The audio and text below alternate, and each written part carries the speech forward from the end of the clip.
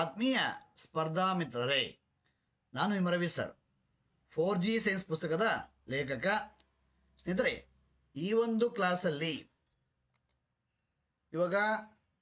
ಈಗಾಗಲೇ ಜರುಗಿರುವ ಪರೀಕ್ಷೆಗಳು, KEA ನಡೆಸಿದ ಪರೀಕ್ಷೆಗಳಲ್ಲಿ, KPSC ನಡೆಸಿದ ಪರೀಕ್ಷೆಗಳಲ್ಲಿ ಯಾವ ಟಾಪಿಕ್ಗಳ ಮೇಲೆ ಅತಿ ಹೆಚ್ಚು ಬಾರಿ ಪ್ರಶ್ನೆಗಳನ್ನು ಕೇಳಿದ್ದಾರೆ ಅಂಥ ಟಾಪಿಕ್ಗಳನ್ನು ಆಯ್ಕೆ ಮಾಡಿಕೊಂಡು ಒಂದೊಂದೇ ಟಾಪಿಕನ್ನು ಪ್ರತಿ ಕ್ಲಾಸಲ್ಲೂ 1 ಅಥವಾ 2 ಟಾಪಿಕನ್ನು ಎಕ್ಸ್ಪ್ಲೈನ್ ಮಾಡ್ತಾ ಹೋಗ್ತೀನಿ. ಸ್ನೇಹಿತರೆ, 4G ಸೈನ್ಸ್ ಆ್ಯಂಡ್ ಟೆಕ್ನಾಲಜಿ ಕಾಣ್ತಾ ಇದೆ ನೋಡಿ, ಹೊಸ book 4G science and technology 8ನೇ ರಿವೈಸ್ ಎಡಿಷನ್ನು ಶೀಘ್ರದಲ್ಲಿ ಮಾರುಕಟ್ಟೆಗೆ ಬರುತ್ತೆ. ಸ್ನೇಹಿತರೆ, ಈ ಬಾರಿ ಪುಸ್ತಕವನ್ನು ಕಂಪ್ಲೀಟ್ ಚೇಂಜ್ ಮಾಡಿದ್ದೀನಿ. ಹೊಸ ಸಿಲೆಬಸ್ ಮೇಲೆ ಬದಲಾಗಿರುವ ಹೊಸ ಸಿಲೆಬಸ್ ಮೇಲೆ ಪುಸ್ತಕವನ್ನು ರಚನೆ ಮಾಡಿದ್ದೀನಿ. ಆಯಿತಾ?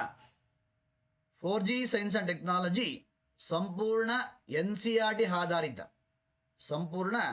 NCERT 6, 7, 8, 9, 10, 11, 12 ಈ ಒಂದು ತರಗತಿಗಳ ಮೇಲೆ ಪುಸ್ತಕ ರಚನೆಯಾಗಿದೆ. ಜೊತೆಗೆ 4G ಸೈನ್ಸ್ ಅಂದಾಗ ಮತ್ತೊಂದು ವಿಶೇಷತೆ ಏನಪ್ಪ ಅಂದರೆ ವೆಬ್ಸೈಟ್ಸ್ ಆಧಾರಿತ ಪ್ರತಿ ಘಟಕಕ್ಕೂ ಪ್ರತಿ ಟಾಪಿಕ್ಗೂ ಸಹ ವೆಬ್ಸೈಟ್ಸ್ ಆಧಾರಿತ ಪ್ರಶ್ನೆಗಳನ್ನು ಸೇರಿಸಿ ಪುಸ್ತಕವನ್ನು ಅಪ್ಡೇಟ್ ಮಾಡಿದ್ದೀನಿ. ಸ್ನೇಹಿತರೆ, ಈ ಒಂದು ಕ್ಲಾಸಲ್ಲಿ ನೋಡಿ, ಕಳೆದ KS ಪರೀಕ್ಷೆಯಲ್ಲಿ 2024 KS ಪ್ರಿಲಿಮ್ಸಲ್ಲಿ 36 ಮತ್ತು 32 ಪ್ರಶ್ನೆಗಳು ಬಂದಿರುವ ಪುಸ್ತಕ. ಈ ಪುಸ್ತಕ ಇವಾಗ ಕಂಪ್ಲೀಟ್ ಅಪ್ಡೇಟ್ ಆಗಿದೆ. 2026ರ ಪ್ರಚಲಿತ ವಿಜ್ಞಾನದೊಂದಿಗೆ ಜನವರಿಯಿಂದ ಹಿಡಿದು ಆಗಸ್ಟ್ ತನಕ ಪ್ರಚಲಿತ ವಿಜ್ಞಾನವನ್ನು ಸೇರಿಸಿ ಪುಸ್ತಕವನ್ನು ಅಪ್ಡೇಟ್ ಮಾಡಿದ್ದೀನಿ. ಅನೇಕ ಹೊಸ ಯೂನಿಟ್ಸ್ ಬಂದಿವೆ 8ನೇ ಮುದ್ರಣದಲ್ಲಿ. ಬಯಾಲಜಿ ಮೇಲೆ ಸುಮಾರು 6ರಿಂದ 7 ಇಲ್ಲಿ ಪ್ರತಿ ಘಟಕವೂ ಸಹ ಪ್ರತಿ ಯೂನಿಟ್ ಸಹ ಏನಾಗಿದೆ, ಅಪ್ಡೇಟ್ ಆಗಿದೆ. ಜೊತೆಗೆ ಹೊಸ ಯೂನಿಟ್ಸ್ ಇಲ್ಲಿ ಹೊಸದಾಗಿ ಆ್ಯಡ್ ಮಾಡಿದ್ದೀನಿ. ಫಿಸಿಕ್ಸಲ್ಲೂ ಸಹ ಹೊಸ ಯೂನಿಟ್ಸ್ ಇದ್ದಾವೆ. ಫಿಸಿಕ್ಸಲ್ಲೂ ಸಹ ಹೊಸ ಯೂನಿಟ್ಸ್ ಬಂದಿದ್ದಾವೆ. ಟೆಕ್ನಾಲಜಿಯಲ್ಲಿ ಸಾಕಷ್ಟು ಹೊಸ ಯೂನಿಟ್ಸ್ ಬಂದಿದ್ದಾವೆ. ಎಕಾಲಜಿಯಲ್ಲೂ ಸಹ ಪ್ರತಿ ಘಟಕ ಅಪ್ಡೇಟ್ ಆಗಿದೆ. ಫಿಸಿಕ್ಸು, ಕೆಮಿಸ್ಟ್ರಿ, ಬಯಾಲಜಿ ಪ್ರತಿ ಘಟಕನೂ ಸಹ ಅಪ್ಡೇಟ್ ಮಾಡಿದ್ದೀನಿ. ಜೊತೆಗೆ ಹೊಸ ಯೂನಿಟ್ಸನ್ನು ಸೇರಿಸಿದ್ದೀನಿ ಈ ಬಾರಿ. ಜೊತೆಗೆ ಈ ಬಾರಿ ಪುಸ್ತಕವನ್ನು ರಚನೆ ಮಾಡುವಾಗ 11 ಮತ್ತು 12 PUC 11 ಮತ್ತು 12 ತರಗತಿ ಮತ್ತು ಡಿಗ್ರಿ ಬುಕ್ಸ್ಗಳನ್ನು ರೆಫರ್ ಮಾಡಿ ಪುಸ್ತಕವನ್ನು ರಚನೆ ಮಾಡಿದ್ದೀನಿ. ಜೊತೆಗೆ 2026ರಲ್ಲಿ ಜರುಗಿರುವ 2026ರಲ್ಲಿ KEA ನಡೆಸಿದ ಪರೀಕ್ಷೆಗಳಲ್ಲಿ ಆ ಪರೀಕ್ಷೆಗಳಲ್ಲಿ ಬಂದಿರುವ ಪ್ರಶ್ನೆಗಳನ್ನು ನೋಡಿಕೊಂಡು ಯಾವ ಟಾಪಿಕ್ಗಳ ಮೇಲೆ ಪ್ರಶ್ನೆಗಳು ಅತಿ ಹೆಚ್ಚು ಬಂದಿವೆ ಅಂಥ ಟಾಪಿಕ್ಗಳನ್ನು ಅತಿ ಹೆಚ್ಚು ಅಪ್ಡೇಟ್ ಮಾಡಿದ್ದೀನಿ. ಈಗಾಗಲೇ ಪುಸ್ತಕ ಉತ್ತಮ ರಿಸಲ್ಟ್ ಕೊಡ್ತಾ ಇದೆ. ಮತ್ತಷ್ಟು ಕ್ವಾಲಿಟಿ ಇದೆ. ಅದು ನಾನು ಹೇಳೋದಿಲ್ಲ, ನೀವೇ ಚೆಕ್ ಮಾಡಿ ನೋಡಿ. ಪುಸ್ತಕವನ್ನು ತಗೊಂಡು ಚೆಕ್ ಮಾಡಿ, ಅಲ್ಲಿ ಕ್ವಾಲಿಟಿ ಇದ್ದರೆ ಪರ್ಚೇಸ್ ಮಾಡಿ. ಓಕೆನಾ? ಸ್ನೇಹಿತರೆ, ಮುಂದೆ ಇರತಕ್ಕಂತಹ GPSTR ಪರೀಕ್ಷೆಗೆ, ಮುಂದೆ ಇರತಕ್ಕಂತಹ HSTR ಪರೀಕ್ಷೆಗೆ, ಮುಂದೆ ಇರತಕ್ಕಂತಹ PC ಪರೀಕ್ಷೆಗೆ, ಮುಂದೆ ಇರತಕ್ಕಂತಹ VAO ಪರೀಕ್ಷೆಗೆ, ಮುಂದೆ ಇರತಕ್ಕಂತಹ KS ಪ್ರಿಲಿಮ್ಸ್ ಪರೀಕ್ಷೆಗೆ ಓದಲೇಬೇಕಾದ ಟಾಪಿಕ್ ಯಾವುದು ನೋಡಿ? ಕಡ್ಡಾಯ ವಿಜ್ಞಾನ ಅಂತ ಇದೆ. ಕಡ್ಡಾಯ ವಿಜ್ಞಾನ, ಎಸೆನ್ಷಿಯಲ್ ಸೈನ್ಸ್, ಅಥವಾ HYD ಅಂತ ಅಂದ್ಕೊಳ್ಳಿ. ಅಂದರೆ ಈ ಟಾಪಿಕ್ಗಳು ತುಂಬ ಕೆಲಸ ಮಾಡಿವೆ. ಈ ಟಾಪಿಕ್ಗಳ ಮೇಲೆ ಅನೇಕ ಬಾರಿ ಪ್ರಶ್ನೆಗಳು ಬಂದಿವೆ ಅಂತ ಒಂದು ಟಾಪಿಕ್ ಯಾವುದಪ್ಪ ಅಂದರೆ, ಸ್ಪರ್ಧಾ ಮಿತ್ರರು ಓದಲೇಬೇಕಾದ ಟಾಪಿಕ್ ಯಾವುದಪ್ಪ ಅಂದರೆ ವೈಜ್ಞಾನಿಕ ಉಪಕರಣಗಳು ಮತ್ತು ಅವುಗಳ ಉಪಯೋಗ.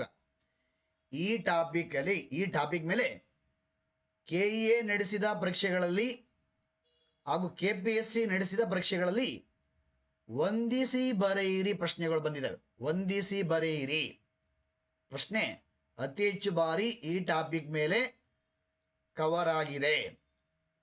ಸಿಂಗಲ್ ಲೈನ್ ಕ್ವಶನ್ ಸಹ ಬಂದಿದ್ದಾವೆ. ಜೊತೆಗೆ ಹಾಗೆ ವಂದಿಸಿ ಬರೆಯಿರಿ ಪ್ರಶ್ನೆಗಳು ಅತಿ ಹೆಚ್ಚು ಬಾರಿ ಬಂದಿವೆ. ಅಂತಹ ಒಂದು ಟಾಪಿಕ್ ಯಾವುದಪ್ಪ ಅಂದರೆ ವೈಜ್ಞಾನಿಕ ಉಪಕರಣಗಳು ಹಾಗೂ ಅವುಗಳ ಉಪಯೋಗಗಳು. Important scientific instruments and their uses. ಇಲ್ಲಿ ನೀವು ಹಾಗೆ ಯಾವ್ಯಾವ ಇನ್ಸ್ಟ್ರೂಮೆಂಟ್ಸನ್ನು ಎಲ್ಲೆಲ್ಲಿ ಬಳಸ್ತಾರೆ ಎಂಬುದನ್ನು ನೀವು ಓದ್ಕೋಬೇಕಾಗತ್ತೆ. ಅಲ್ಲಿ ನೋಡಿ, ಒಂದೇದು ಯಾವುದು, ಇಲ್ಲಿ ಇಂಪಾರ್ಟೆಂಟ್ ಸಾಕಷ್ಟಿದ್ದಾವೆ. ಇವಾಗ ಪೇಜ್ ನಂಬರ್ 1ನಲ್ಲಿ, ಪೇಜ್ ನಂಬರ್ 2ರಲ್ಲಿ ಬರೋಬ್ಬರಿ ನಿಮಗೆ ಒಂದು 76 ಇನ್ಸ್ಟ್ರೂಮೆಂಟ್ಸನ್ನು ಹಾಕಿದ್ದೀನಿ. ಆಯಿತಾ? 76 ಇರ್ತಕ್ಕಂಥದ್ದು ಎಕ್ಸ್ಕ್ಲೂಸಿವ್ 4G ಸೈನ್ಸಲ್ಲಿ ಮಾತ್ರ. ನೋಡಿ, ಪೇಜ್ ನಂಬರ್ 1, ಪೇಜ್ ನಂಬರ್ 2ಅಲ್ಲಿ ನೀವು ಗಮನಿಸಿದಾಗ ಬರೋಬ್ಬರಿ 76 ಇದ್ದಾವೆ. ಆಯಿತಾ? ಅಲ್ಲಿ ನೀವು ಕೆಲವೊಂದು ಇಂಪಾರ್ಟೆಂಟ್ಗಳನ್ನು ಹಾಗೆ ಕಂಪಲ್ಸರಿ ಓದ್ಕೋಬೇಕಾಗತ್ತೆ. ಅವುಗಳನ್ನು ನಿಮಗೆ ಎಕ್ಸ್ಪ್ಲೈನ್ ಮಾಡ್ತಾ ಹೋಗ್ತೀನಿ. ನೋಡಿ, ಅಮ್ಮೀಟ್ರನ್ನು ಪದೇ ಪದೇ ಕೇಳಿದ್ದಾರೆ. ಎಲ್ಲಿ ಯೂಸ್ ಮಾಡ್ತಾರೆ? ವಿದ್ಯುತ್ ಪ್ರವಾಹವನ್ನು ಅಳೆಯಲು. ಓಕೆ. ಇನ್ನು ಆಲ್ಟಿಮೀಟರ್, ಇದನ್ನು KS ಪ್ರಿಲಿಮ್ಸ್ ಅಲ್ಲೇ ಕೇಳಿದ್ದಾರೆ. ಎಲ್ಲಿ ಯೂಸ್ ಮಾಡ್ತಾರೆ? ಎತ್ತರವನ್ನು ಅಳೆಯಲು. ಎತ್ತರ, ಆಲ್ಟಿಟ್ಯೂಡ್. ವಿಮಾನ ಸಂಚಾರದಲ್ಲಿ ಭೂಮಿಯಿಂದ ವಿಮಾನದ ದೂರವನ್ನು ಅಳೆಯಲು, ಅಂದರೆ ಭೂಮಿಯಿಂದ ಏರೋಪ್ಲೇನು ಎಷ್ಟು ಹೈಟಲ್ಲಿ ಹೋಗ್ತಾ ಇದೆ, ಆ ಎತ್ತರವನ್ನು, ಆಲ್ಟಿಟ್ಯೂಡನ್ನು ಅಳೆಯೋಕ್ಕೆ ಯಾವ ಇನ್ಸ್ಟ್ರೂಮೆಂಟು? ಆಲ್ಟಿಮೀಟರ್. ಇದನ್ನು KS ಪ್ರಿಲಿಮ್ಸ್ ಅಲ್ಲೇ ಕೇಳಿದ್ದಾರೆ. ಇನ್ನು ಮತ್ತೊಂದು, ಇದು ಪದೇ ರಿಪೀಟ್ ಆಗಿದೆ, ಅನಿಮೋಮೀಟರ್. PDOದಲ್ಲಿ ಬಂದಿತ್ತು. ಇದು ಸಾಕಷ್ಟು ಎಕ್ಸಾಮಲ್ಲಿ ಗ್ರೂಪ್ C ಅಲ್ಲಿ ಬಂದಿತ್ತು. ಓಕೆ, ಸಾಕಷ್ಟು ಪರೀಕ್ಷೆಗಳಿದ್ದು ಈ ಪಾಯಿಂಟ್ ರಿಪೀಟ್ ಆಗಿದೆ. ಅನಿಮೋಮೀಟರ್ನ ಎಲ್ಲಿ ಯೂಸ್ ಮಾಡ್ತೀವಿ? ಗಾಳಿಯ ವೇಗವನ್ನು ಮತ್ತು ದಿಕ್ಕನ್ನು ಅಳೆಯಲು. ಇನ್ನು ಅದೇ ಥರ ಆಡಿಯೋಮೀಟರ್ ಎಲ್ಲಿ ಯೂಸ್ ಮಾಡ್ತಾರೆ? ಶಬ್ದದ ತೀವ್ರತೆಯನ್ನು ಅಳೆಯಲು. Next point, very important, barometer. ವಾಯುಭಾರ ಮಾಪಕ ಅಂತೀವಿ. ವಾತಾವರಣದ ಒತ್ತಡವನ್ನು ಅಳೆಯಕ್ಕೆ ಬಳಸ್ತಾರೆ. ಅದೇ ಥರ ಮತ್ತೊಂದು ಇಂಪಾರ್ಟೆಂಟು ECG. ಈಗ 26ಅಲ್ಲಿ KEA ನಡೆಸಿದ ಪರೀಕ್ಷೆಗಳಲ್ಲಿ ಈ ಪ್ರಶ್ನೆ ಪದೇ ಬಂದಿದೆ. ECG, ಎಲೆಕ್ಟ್ರೋಕಾರ್ಡಿಯೋಗ್ರಫಿ, ಅದು ಕಾರ್ಡಿಯೋಗ್ರಾಫ್. ಎಲ್ಲಿ ಯೂಸ್ ಮಾಡ್ತಾರೆ? ಹೃದಯದ ಚಲನೆ, ಹೃದಯದ ಕಾರ್ಯ, ಹೃದಯದ ವಿದ್ಯುತ್ ಚಟುವಟಿಕೆಯನ್ನು ಅಳೆಯಲು. Very important. KEA ನಡೆಸಿದ ಪರೀಕ್ಷೆಗಳಲ್ಲಿ ಈ ಪಾಯಿಂಟ್ ಪದೇ ರಿಪೀಟ್ ಆಗಿದೆ. ಆಯ್ತಾ? ECGಯಲ್ಲಿ ಬಳಸುವ ತರಂಗ ಯಾವುದು ಸರ್? Ultrasonic waves.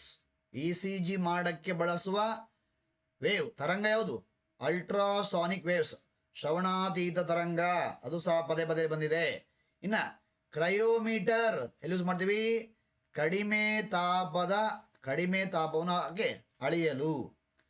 ಕ್ರಯೋಜೆನಿಕ್ಸ್ ಅಂದ್ರೇನು? ಕಡಿಮೆ ತಾಪದ ಅಧ್ಯಯನ. ಆಯ್ತಾ? ಕ್ರಯೋಜೆನಿಕ್ ರಾಕೆಟ್ಗಳಂದ್ರೇನು?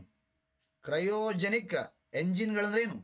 ಕ್ರಯೋಜೆನಿಕ್ ರಾಕೆಟ್ ಅಂದಾಗ ವಿಶೇಷ ಗುಣ ಏನು? ಕ್ರಯೋಜೆನಿಕ್ ಎಂಜಿನ್ ಅಂದಾಗ ವಿಶೇಷ ಗುಣ ಏನು? ಕಡಿಮೆ ತಾಪ, ಕಡಿಮೆ ಉಷ್ಣತೆ. ಓಕೆ. ಇನ್ನು RRB, SSC ಎಕ್ಸಾಮ್ಗಳಲ್ಲಿ ಈ ಪಾಯಿಂಟನ್ನು ಪದೇ ಕೇಳಿದ್ದಾರೆ. ಯಾಂತ್ರಿಕ ಶಕ್ತಿಯನ್ನು ಡೈನಮೋ ಏನು ಕೆಲಸ ಮಾಡುತ್ತೆ? ಯಾಂತ್ರಿಕ ಶಕ್ತಿಯನ್ನು ವಿದ್ಯುತ್ ಶಕ್ತಿಯನ್ನಾಗಿ ಕನ್ವರ್ಟ್ ಮಾಡುತ್ತೆ. ಮತ್ತೊಂದು EEG, E E G E E G electroencephalograph ಎಲ್ಲಿ ಬಳಸ್ತಾರೆ? ಮೆದುಳಿನ ವಿದ್ಯುತ್ ಅಲೆಯನ್ನು ಅಳೆಯಲು ಅಥವಾ ಮೆದುಳಿನ ಕಾರ್ಯವನ್ನು ತಿಳಿಯಲು. ಅದೇ ಥರ ಮತ್ತೊಂದು ವೆರಿ ವೆರಿ ಇಂಪಾರ್ಟೆಂಟ್, ಪ್ಯಾಥೋಮೀಟರ್ ಎಲ್ಲಿ ಯೂಸ್ ಮಾಡ್ತೀವಿ?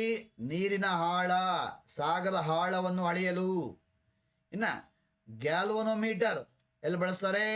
ಕಡಿಮೆ ವಿದ್ಯುತ್ ಪ್ರವಾಹವನ್ನು ಅಳೆಯಲು. ಅಲ್ಲಿ ವಿದ್ಯುತ್ ಪ್ರವಾಹ ಜಾಸ್ತಿ ಇದ್ದಾಗ ಅಮ್ಮೀಟರ್ನ ಬಳಸ್ತಾರೆ. ವಿದ್ಯುತ್ ಪ್ರವಾಹ ಅಧಿಕ ಇದ್ದಾಗ ಅಮ್ಮೀಟರ್ನ ಬಳಸ್ತಾರೆ. ವಿದ್ಯುತ್ ಪ್ರವಾಹ ಕಡಿಮೆ ಇದ್ದಾಗ, ಕಡಿಮೆ ವಿದ್ಯುತ್ ಪ್ರವಾಹ ಅಂದಾಗ ಆನ್ಸರ್ ಏನು? ಗ್ಯಾಲ್ವನೋಮೀಟರ್. ಓಕೆ, ಅದೇ ಥರ ಮತ್ತೊಂದು ವೆರಿ ವೆರಿ ಇಂಪಾರ್ಟೆಂಟ್, ಲ್ಯಾಕ್ಟೋಮೀಟರ್ ಎಲ್ಲಿ ಬಳಸ್ತಾರೆ? ಹಾಲಿನ ಸಾಂದ್ರತೆ, ಹಾಲಿನ ಶುದ್ಧತೆ ಅದಕ್ಕೆ ಶುದ್ಧತೆಯನ್ನು ಅಳೆಯಲು ಲ್ಯಾಕ್ಟೋಮೀಟರ್ ತಯಾರು ಮಾಡುವಾಗ ಬಳಸುವ ತತ್ವ ಯಾವುದು? ಆರ್ಕಿಮಿಡಿಸ್ ತತ್ವ. ಇನ್ನು ಮೊನ್ನೆ ಕೇಳ್ತಾರೆ ಪಿ ಡಿ ಒದಲ್ಲಿ, ಮಾನೋಮೀಟರ್ ಎಲ್ಲಿ ಯೂಸ್ ಮಾಡ್ತಾರೆ? ಅನಿಲಗಳ ಒತ್ತಡವನ್ನು ಅಳೆಯಲು.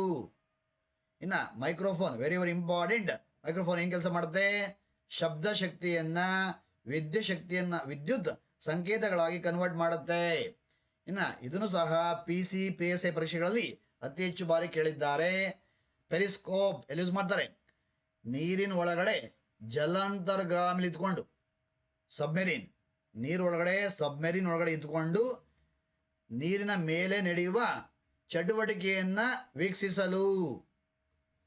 ಸಬ್ಮೆರೀನ್ಗಳಿಂದ ಸಮುದ್ರದ ಮೇಲ್ಮಟ್ಟದ ವಸ್ತುಗಳನ್ನು ವೀಕ್ಷಿಸಲು ನೀರೊಳಗಡೆ ಜಲಾಂತರ್ಗಾಮಿಯಲ್ಲಿ ಇದ್ಕೊಂಡು, ಸಬ್ಮೆರೀನ್ ಒಳಗಡೆ ಇದ್ಕೊಂಡು ನೀರಿನ ಮೇಲೆ ಜರುಗುವ ಚಟುವಟಿಕೆಗಳನ್ನು ವೀಕ್ಷಣೆ ಮಾಡೋಕ್ಕೆ ಬಳಸುವ ಇನ್ಸ್ಟ್ರೂಮೆಂಟ್ ಯಾವುದು? ಪೆರಿಸ್ಕೋಪ್. ಈ ಪೆರಿಸ್ಕೋಪ್ ವರ್ಕ್ ಆಗುವುದು ಸಂಪೂರ್ಣ ಆಂತರಿಕ ಪ್ರತಿಫಲನ ಎಂಬ ತತ್ವದ ಮೇಲೆ. ಇನ್ನು ಮತ್ತೊಂದು ಪೈರೋಮೀಟರ್ ಎಲ್ಲಿ ಯೂಸ್ ಮಾಡ್ತೀವಿ? ಅಧಿಕ ತಾಪವನ್ನು ಅಳೆಯಲು. ಅಧಿಕ ತಾಪ ಅಂತ ಬರಬಹುದು, ಅಥವಾ ದೂರದ ಆಕಾಶಕಾಯಗಳ ತಾಪವನ್ನು ಅಳೆಯಲು. ಆನ್ಸರ್ ಏನು? ಪೈರೋಮೀಟರ್. ಕುಲುಮೆ ಒಳಗಿನ ತಾಪವನ್ನು ಅಳೆಯಲು. Answer pyrometer. ಇನ್ನು ಮತ್ತೊಂದು ವೆರಿ ವೆರಿ ಇಂಪಾರ್ಟೆಂಟ್, ರೆಡಾರ್ ಎಲ್ಲಿ ಬಳಸ್ತೀವಿ? ಹಾರಾಡುವ ವಸ್ತುಗಳನ್ನು ಪತ್ತೆ ಹಚ್ಚಲು. ಉದಾಹರಣೆ ಏರೋಪ್ಲೇನು, ವಿಮಾನ, ಜೆಟ್ ಎಂಜಿನು, ಯುದ್ಧ ವಿಮಾನಗಳು ಇತ್ಯಾದಿ. ಒಟ್ಟಾರೆ ಹಾರಾಡುವ ವಸ್ತುಗಳನ್ನು ಪತ್ತೆ ಹಚ್ಚಲು. ಎಸ್, ಮತ್ತೊಂದು ರೈನ್ ಗೇಜ್ ವೃಷ್ಟಿ ಮಾಪಕ ಅಂತೀವಿ. ಎಲ್ಲಿ ಬಳಸ್ತಾರೆ? ನಿಗದಿತ ಪ್ರದೇಶದಲ್ಲಿ ಬಿದ್ದ ಮಳೆಯ ಪ್ರಮಾಣವನ್ನು ಅಳೆಯಲು. ಓಕೆ, ಅದೇ ಥರ ಸ್ಪೀಡೋಮೀಟರ್ ಎಲ್ಲಿ ಬಳಸ್ತಾರೆ? ವಾಹನಗಳ ಸ್ಪೀಡನ್ನು, ಜವವನ್ನು ಅಳೆಯಲು. Next point very very important, odometer ಎಲ್ಲಿ ಬಳಸ್ತಾರೆ? ವಾಹನಗಳು ಕ್ರಮಿಸಿದ ದೂರವನ್ನು ಅಳೆಯಲು. It's very very important. ವಾಹನಗಳು ಕ್ರಮಿಸಿದ ದೂರವನ್ನು ಅಳೆಯಲು. ಇನ್ನು ಸ್ಪಿಗ್ಮೋಮಾನೋಮೀಟರ್ ಎಲ್ಲಿ ಬಳಸ್ತಾರೆ? ರಕ್ತದ ಒತ್ತಡವನ್ನು ಅಳೆಯಲು. ಪ್ರಶ್ನೆ ಮೊನ್ನೆ ಕೇಳಿದ್ದಾರೆ. ಕೆಇಎ ಮೊನ್ನೆ ಅಂದರೆ 26 ಕೇಳಿದೆ. ಆರೋಗ್ಯವಂತ ವ್ಯಕ್ತಿಯ ದೇಹದ ರಕ್ತದ ಒತ್ತಡ ಎಷ್ಟಿರ್ತದೆ? 120/80 mm Hg ಇರುತ್ತೆ. ಆಯ್ತಾ? ಆರೋಗ್ಯವಂತ ವ್ಯಕ್ತಿಯ ದೇಹದ ರಕ್ತದ ಒತ್ತಡ ಅಂದಾಗ 120/80 mm Hg. ಆಯ್ತಾ? 120ಗಿಂತ ಕಡಿಮೆ ಇದ್ದರೆ ಲೋ BP, ಅದಕ್ಕಿಂತ ಜಾಸ್ತಿ ಬಂದರೆ ಅಲ್ಲೇನಾಗುತ್ತೆ? IBP ಆಗುತ್ತೆ. ಆರೋಗ್ಯವಂತ ವ್ಯಕ್ತಿ ಅಂದಾಗ 120/80, ಇದಕ್ಕಿಂತ ಕಡಿಮೆ ಇದ್ದರೆ ಲೋ BP, ಇದಕ್ಕಿಂತ ಜಾಸ್ತಿ ಬಂದರೆ ಅಲ್ಲಿ BP ಸ್ಟಾರ್ಟ್ ಅಂತ ಹೇಳ್ತಾರೆ. ಇನ್ನು ಸೆಥಸ್ಕೋಪ್ ಎಲ್ಲಿ ಯೂಸ್ ಮಾಡ್ತೀವಿ? ಹೃದಯ ಬಡಿತವನ್ನು ಅಳೆಯಲು. ಸೆಥಸ್ಕೋಪ್ ವರ್ಕ್ ಆಗುವುದು ಯಾವ ತತ್ವದ ಮೇಲೆ? ಶಬ್ದದ ಗುಣಿತ ಪ್ರತಿಫಲನ, ಮಲ್ಟಿಪಲ್ ರಿಫ್ಲೆಕ್ಷನ್ ಆಫ್ ಸೌಂಡ್ ಎಂಬ ತತ್ವದ ಮೇಲೆ ಸೆಥೋಸ್ಕೋಪು, ಮೆಗಾಫೋನು, ಹಾರನ್ನು, ಸಂಗೀತ ವಾದ್ಯಗಳು, ಆಯಿತಾ, ಕಹಳೆ, ಆಡಿಟೋರಿಯಂಗಳು ಕೆಲಸ ಮಾಡ್ತವೆ. ಸಿನಿಮಾ ಥಿಯೇಟ್ರು, ಚಾವಣಿ, ಸೆಥೋಸ್ಕೋಪು ಇವೆಲ್ಲ ಕೆಲಸ ಮಾಡ್ತಕ್ಕಂಥದ್ದು ಹಾಗೆ ಶಬ್ದದ ಗುಣಿತ ಪ್ರತಿಫಲನ. ಅದೇ ಥರ ಮತ್ತೊಂದು ವೋಲ್ಟ್ ಮೀಟರ್ ಎಲ್ಲಿ ಬಳಸ್ತೀವಿ? ವಿಭವಾಂತರ, ಪೊಟೆನ್ಷಿಯಲ್ ಡಿಫರೆನ್ಸ್, ವೋಲ್ಟೇಜ್ ಅಳೆಯೋದಕ್ಕೆ, ಜೊತೆಗೆ ವಿದ್ಯುತ್ ಚಾಲಕ ಬಲವನ್ನು ಅಳೆಯಲು ಇ ಎಮ್ ಎಫ್ ಅನ್ನು ಅಳೆಯೋಕ್ಕೆ ಯಾವ instrument? Volt meter. Next point very very important, ಪದೇ ಕೇಳೋರೆ. ಪೈರೋನೋಮೀಟರ್ ಎಲ್ಲಿ ಬಳಸ್ತಾರೆ? ಸೌರ ವಿಕಿರಣವನ್ನು ಅಳೆಯಲು. ಡೋಸಿಮೀಟರ್ ಎಲ್ಲಿ ಬಳಸ್ತಾರೆ? ವಿಕಿರಣ ಮಟ್ಟವನ್ನು ಅಳೆಯಲು. ನೆಕ್ಸ್ಟ್ ಮ್ಯಾಗ್ನಿಟ್ಯೂಡ್ ಸ್ಕೇಲ್ ಎಲ್ಲಿ ಬಳಸ್ತಾರೆ? ನಕ್ಷತ್ರಗಳ ಪ್ರಕಾಶಮಾನತೆಯನ್ನು ಅಳೆಯಲು. ಬೊಪಾರ್ಡ್ ಸ್ಕೇಲ್ ಎಲ್ಲಿ ಬಳಸ್ತಾರೆ? ಮಾರುತಗಳ ವೇಗವನ್ನು ಅಳೆಯಲು. ಮೋ ಸ್ಕೇಲ್ ಎಲ್ಲಿ ಬಳಸ್ತಾರೆ? ಖನಿಜಗಳ ಕಠಿಣತೆಯನ್ನು ಅಳೆಯಲು. Richter scale very very important, ಭೂಕಂಪನದ ತೀವ್ರತೆಯನ್ನು ಅಳೆಯಲು. ಕೆಲ್ವಿನ್ ಸ್ಕೇಲ್ ತಾಪಮಾನವನ್ನು ಅಳೆಯಲು. ಹೈಡ್ರೋಮೀಟರ್ ದ್ರವಗಳ ಸಾಂದ್ರತೆಯನ್ನು ಅಳೆಯಲು. ಪೆಟ್ರೋಲು, ಡೀಸೆಲ್ಲು, ಸೀಮೆಎಣ್ಣೆ, ನೀರು ಇಂತಹ ದ್ರವಗಳ ಸಾಂದ್ರತೆಯನ್ನು ಅಳೆಯೋಕ್ಕೆ ಯಾವ ಇನ್ಸ್ಟ್ರೂಮೆಂಟು? ಹೈಡ್ರೋಮೀಟರ್. ಈ ಹೈಡ್ರೋಮೀಟರ್ನ ಡಿಸೈನ್ ಮಾಡುವಾಗ, ತಯಾರಿಸುವಾಗ ಬಳಸುವ ತತ್ವ ಯಾವುದು? ಆರ್ಕಿಮಿಡಿಸ್ ತತ್ವ. Next point very very important, rheostat ಎಲ್ಲಿ ಬಳಸ್ತಾರೆ? ವಿದ್ಯುತ್ ರೋಧವನ್ನು, ರೆಸಿಸ್ಟೆನ್ಸನ್ನು ಕಡಿಮೆ ಮಾಡಲು ಅಥವಾ ಹೆಚ್ಚು ಮಾಡಲು ಅಥವಾ ಬದಲಾಯಿಸಲು ಯಾವ ಇನ್ಸ್ಟ್ರೂಮೆಂಟ್? ರಿಯೋಸ್ಟಾಟ್. ಇನ್ನು ಕ್ರೆಸ್ಕೋಗ್ರಾಫ್ ಎಲ್ಲಿ ಬಳಸ್ತಾರೆ? ಸಸ್ಯಗಳ ಬೆಳವಣಿಗೆಯನ್ನು ಅಳೆಯಲು. ಯಾರು ಸರ್ ಇದನ್ನು ಡೆವಲಪ್ ಮಾಡಿದ್ದು? ಯಾರು ಡಿಸ್ಕವರ್ ಮಾಡಿದ್ದು? ಜೆ.ಸಿ. ಬೋಸ್. ಇನ್ನು ಪಾಲಿಗ್ರಾಫ್ ಎಲ್ಲಿ ಬಳಸ್ತಾರೆ? ಸುಳ್ಳನ್ನು ಪತ್ತೆ ಹಚ್ಚಲು. ಇನ್ನು ಇ ಎಮ್ ಜಿ ಎಲ್ಲಿ ಬಳಸ್ತಾರೆ? ಓಕೆ, ಮಾಂಸಖಂಡಗಳ ದೋಷವನ್ನು ಪತ್ತೆ ಹಚ್ಚಲು. E M G full form ಏನು? ಎಲೆಕ್ಟ್ರೋಮಯೋಗ್ರಾಫ್ ಅಂತ. ಎಲೆಕ್ಟ್ರೋಮಯೋಗ್ರಾಫ್. ಇನ್ನು hygrometer very very important. Hygrometer ಅಥವಾ ಸೈಕ್ರೋಮೀಟರ್ ಎಲ್ಲಿ ಬಳಸ್ತಾರೆ? ವಾತಾವರಣದ ಆರ್ದ್ರತೆಯನ್ನು ಅಳೆಯಲು. ಹ್ಯುಮಿಡಿಟಿಯನ್ನು, ತೇವಾಂಶವನ್ನು, ಸಾಪೇಕ್ಷ ತೇವಾಂಶ ಅಳೆಯಲು ಯಾವುದು? ಐಗ್ರೋಮೀಟರ್. ಓಕೆ, ಇನ್ನು ಅದೇ ಥರ ಥರ್ಮೋಸ್ಟ್ಯಾಟ್ ಎಲ್ಲಿ ಬಳಸ್ತಾರೆ? ನಿರ್ದಿಷ್ಟ ಮಟ್ಟದ ಉಷ್ಣತೆಯನ್ನು ಅಳೆಯಲು. ದ್ಯುತಿಕೋಶ ಫೋಟೋಸೆಲ್ ವೆರಿ ವೆರಿ ಇಂಪಾರ್ಟೆಂಟ್. ಫೋಟೋಸೆಲ್ ಏನು ಮಾಡುತ್ತೆ?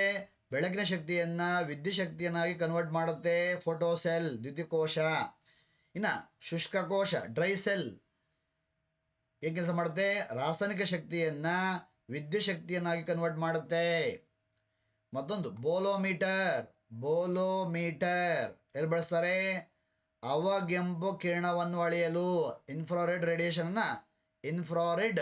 ರೇಡಿಯೇಷನ್ ಅಳೆಯಲು ಬೋಲೋಮೀಟರ್. ಇನ್ನು ವಿಕಿರಣಶೀಲತೆ ರೇಡಿಯೋ ಆಕ್ಟಿವಿಟಿ ಅಳೆಯೋಕ್ಕೆ ಯಾವ instrument? Geiger counters. Next point very very important, L E D ಏನು ಮಾಡುತ್ತೆ? ವಿದ್ಯುತ್ ಶಕ್ತಿಯನ್ನು ಬೆಳಕಿನ ಶಕ್ತಿಯಾಗಿ ಕನ್ವರ್ಟ್ ಮಾಡುತ್ತೆ. ಓಕೆ, ಇಲ್ಲಿ ನಾನು ತುಂಬ ಇಂಪಾರ್ಟೆಂಟ್ ಎಕ್ಸಾಮಲ್ಲಿ ಪದೇ ಬಂದಿರೋವನ್ನು ಅತಿ ಹೆಚ್ಚು ಹೇಳ್ತಾ ಇದ್ದೀನಿ. ಓಕೆನಾ? ಅದೇ ಥರ ಮತ್ತಷ್ಟು ಇದ್ದಾವೆ. ಓಕೆ ನೋಡಿ, ಗ್ರಾಮಾಫೋನ್ ರೆಕಾರ್ಡ್ ಮಾಡಿದ ಧ್ವನಿಯನ್ನು ಪುನರುತ್ಪಾದಿಸಲು. ಕ್ಯಾಲೋರಿಮೀಟರ್ ಶಾಖದ ಪ್ರಮಾಣವನ್ನು ಅಳೆಯಲಿಕ್ಕೆ ಬಳಸ್ತಾರೆ. ಆಯಿತಾ? ಅದೇ ಥರ ಮತ್ತೊಂದು ವೆರಿ ವೆರಿ ಇಂಪಾರ್ಟೆಂಟು ನೋಡಿ, KEA ಪದೇ ಕೇಳಿದೆ. ಯಾವುದನ್ನು? ಎಲೆಕ್ಟ್ರೋಸ್ಕೋಪ್. KEA ಪದೇ ಈ ಪಾಯಿಂಟನ್ನು ಕೇಳಿದೆ. ಆಯಿತಾ? ಎಲೆಕ್ಟ್ರೋಸ್ಕೋಪನ್ನು ಎಲ್ಲಿ ಬಳಸ್ತಾರೆ? ವಿದ್ಯುತ್ ಚಾರ್ಜನ್ನು, ವಿದ್ಯುತ್ ಆವೇಶವನ್ನು ಅಳೆಯಲು. ಓಕೆ, ಅದೇ ಥರ ಮತ್ತಷ್ಟು ಅಂದಾಗ ಇಲ್ಲಿ ಬನ್ನಿ, ವೆಂಚೂರಿಮೀಟರ್ ದ್ರವಗಳ ಹರಿವಿನ ಪ್ರಮಾಣವನ್ನು ಅಳೆಯಲು. ವಿಸ್ಕೋಮೀಟರ್ ದ್ರವದ ಸ್ನಿಗ್ಧತೆಯನ್ನು ವಿಸ್ಕಾಸಿಟಿಯನ್ನು ಅಳೆಯಲು. ನೆಕ್ಸ್ಟ್ ಮತ್ತೊಂದು ಸೌರಕೋಶ, ಸೋಲಾರ್ ಸೆಲ್ ಏನು ಕೆಲಸ ಮಾಡುತ್ತೆ? ಸೌರಶಕ್ತಿಯನ್ನು ವಿದ್ಯುತ್ ಶಕ್ತಿಯನ್ನಾಗಿ ಕನ್ವರ್ಟ್ ಮಾಡುತ್ತೆ. ಅದೇ ಥರ ಸೈಟೋಮೀಟರ್, ಓಕೆ, ಸೈಟೋಮೀಟರ್ ಅಂದಾಗ ಎಲ್ಲಿ ಬಳಸ್ತಾರೆ? ಜೀವಕೋಶಗಳ ಸಂಖ್ಯೆಯನ್ನು, ಜೀವಕೋಶಗಳು ಸೆಲ್ಸ್ ಸಂಖ್ಯೆಯನ್ನು ಎಣಿಕೆ ಮಾಡಲು. ಕ್ರೋನೋಮೀಟರ್, ಹಡಗುಗಳಲ್ಲಿ ಸರಿಯಾದ ಸಮಯವನ್ನು ಕಂಡುಹಿಡಿಯಲು. ಆಯಿತಾ? ಅದೇ ಥರ ಓಕೆ, ಲೈಸಿಮೀಟರ್ ಪದೇ ಪದೇ ಕೇಳಿದ್ದಾರೆ. ಲೈಸಿಮೀಟರ್ ಎವಾಪೋ ಟ್ರಾನ್ಸ್ಪಿರೇಷನ್ ಅಳೆಯಲು. ಭೂಮಿಯಿಂದ, ಸಮುದ್ರದಿಂದ, ಹಾಗೆ ಒಟ್ಟು ಎಲ್ಲ ಮೂಲಗಳಿಂದ ಎಷ್ಟು ನೀರು ಆವಿಯಾಗುತ್ತೆ, ಎವಾಪೋ ಟ್ರಾನ್ಸ್ಪಿರೇಷನ್ ಅಳೆಯಲು. ಯಾವುದು? ಲೈಸಿಮೀಟರ್. ಆಕ್ಟಿನೋಮೀಟರ್ ಸೋಲಾರ್ ರೇಡಿಯೇಷನ್ ಅಳೆಯಲು, ಇದನ್ನು ಪದೇ ಪದೇ ಕೇಳವ್ರೆ. ವಿದ್ಯುತ್ ಮೀಟರ್, ಇದನ್ನು ಸಹ KEA ಪದೇ ಪದೇ ಕೇಳಿದೆ. ವಿದ್ಯುತ್ ಮೀಟರ್ ಏನು ಕೆಲಸ ಮಾಡುತ್ತೆ? ವಿದ್ಯುತ್ ಶಕ್ತಿಯನ್ನು ಅಳೆಯುತ್ತೆ. ಕೆಪಾಸಿಟರ್ ಏನು ಕೆಲಸ ಮಾಡುತ್ತೆ? ನೇರ ವಿದ್ಯುತ್ತನ್ನು ತಡೆಯಲು. DC ಕರೆಂಟ್, ನೇರ ವಿದ್ಯುತ್ತನ್ನು ತಡೆಯಲು. ಇದನ್ನು ಸಹ KEA ಪದೇ ಪದೇ ಕೇಳಿದೆ. ಥರ್ಮೋಮೀಟರ್ ಉಷ್ಣಾಂಶವನ್ನು ಅಳೆಯಲು. ಪ್ಲಾನಿಮೀಟರ್ ಕ್ಷೇತ್ರವನ್ನು ಅಳೆಯಲು. ಪ್ಯಾಂಥೋಗ್ರಾಫ್ ನಕ್ಷೆಗಳನ್ನು ನಕಲು ಮಾಡಲು. ನಕ್ಷೆಗಳನ್ನು ದೊಡ್ಡದಾಗಿ ಮಾಡಲು, ಚಿಕ್ಕದಾಗಿ ಮಾಡಲು, ಒಟ್ಟು ನಕ್ಷೆಗಳನ್ನು ನಕಲು ಮಾಡಲು. ಈ ಥರ ಸ್ನೇಹಿತರೆ ಬರೋಬ್ಬರಿ 76 ಇನ್ಸ್ಟ್ರೂಮೆಂಟ್ಸನ್ನು ನಾನು ಓಕೆ ಸರ್ಚ್ ಮಾಡಿ ಹುಡುಕಿ ಈಗಾಗಲೇ NCERTಲಿರುವ, DSETಲಿರುವ, ಈಗಾಗಲೇ ಎಕ್ಸಾಮಲ್ಲಿ ಬಂದಿರುವ ಈ ಥರ ವಿವಿಧ ವೆಬ್ಸೈಟ್ಸಲ್ಲಿರ್ತಕ್ಕಂತಹ ಸುಮಾರು 76 ಇನ್ಸ್ಟ್ರೂಮೆಂಟ್ಸನ್ನು ಕವರ್ ಮಾಡಿದ್ದೀನಿ. 76 ಇನ್ಸ್ಟ್ರೂಮೆಂಟ್ಸ್ ಇರುವುದು ಕೇವಲ 4G ಸೈನ್ಸಲ್ಲಿ ಮಾತ್ರ. ಆಯಿತಾ? ಎಸ್, ನೋಡಿ, ಇಲ್ಲಿವರೆಗೂ ನಾನು ಬೇಸಿಕನ್ನು ಹೇಳಿದೆ. ಇದೇ ಟಾಪಿಕ್ಕು IAS ಪ್ರಿಲಿಮ್ಸಲ್ಲಿ, KS ಪ್ರಿಲಿಮ್ಸಲ್ಲಿ, ಕೆಲವೊಂದು ಗ್ರೂಪ್ C ಪರೀಕ್ಷೆಗಳಲ್ಲಿ ಏನಾಗಿದೆ, ಇದೇ ವೈಜ್ಞಾನಿಕ ಉಪಕರಣಗಳ ಮೇಲೆ ಅಪ್ಲೈಡ್ ಕ್ವಶನ್ಸ್ ಬಂದಿದ್ದಾವೆ. ನೋಡಿ, ಫಾರ್ ಎಕ್ಸಾಂಪಲ್ ಉದಾಹರಣೆ, ಬ್ಯಾರೋಮೀಟರ್ ವಾಯುಭಾರ ಮಾಪಕ ಅಂತೀವಿ. ಆಯಿತಾ? ಬ್ಯಾರೋಮೀಟರನ್ನು ಯಾರು ಸಹ ಕಂಡುಹಿಡಿದಿದ್ದು? ಟಾರಿಸೆಲ್ಲಿ, ಕಂಡುಹಿಡಿದ ವಿಜ್ಞಾನಿ ಟಾರಿಸೆಲ್ಲಿ. ಬ್ಯಾರೋಮೀಟರ್ ತಯಾರು ಮಾಡುವಾಗ ಬಳಸುವ ಕೆಮಿಕಲ್ ಯಾವುದು? ಮರ್ಕ್ಯೂರಿ, ಪಾದರಸ. ಬ್ಯಾರೋಮೀಟರ್ನ ಎಲ್ಲಿ ಬಳಸ್ತಾರೆ? ಬ್ಯಾರೋಮೀಟರ್ನ ಉಪಯೋಗ ಏನು? ವಾತಾವರಣದ ಒತ್ತಡವನ್ನು ಅಳೆಯಲು. ಯಾವ ಇನ್ಸ್ಟ್ರೂಮೆಂಟ್? ಬ್ಯಾರೋಮೀಟರ್. ಸರಿನಾ?